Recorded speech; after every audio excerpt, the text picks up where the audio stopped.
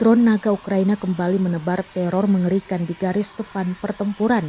Sebuah rekaman video dramatis yang beredar di Telegram dan Instagram sejak Selasa 23 Juni 2026 kemarin memperlihatkan detik-detik mencekam saat tentara Rusia dihujani cairan api di dalam bunker mereka sendiri.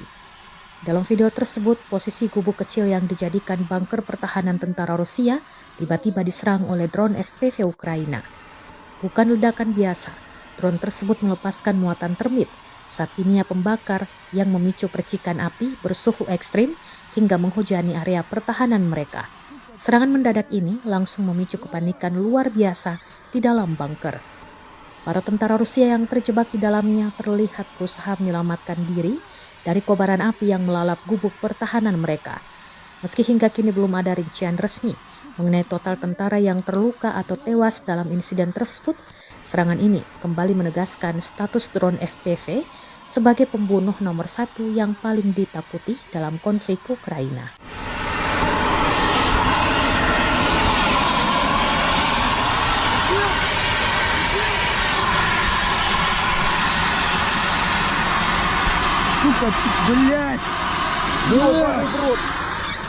Download Tribun X sekarang, menghadirkan lokal menjadi Indonesia.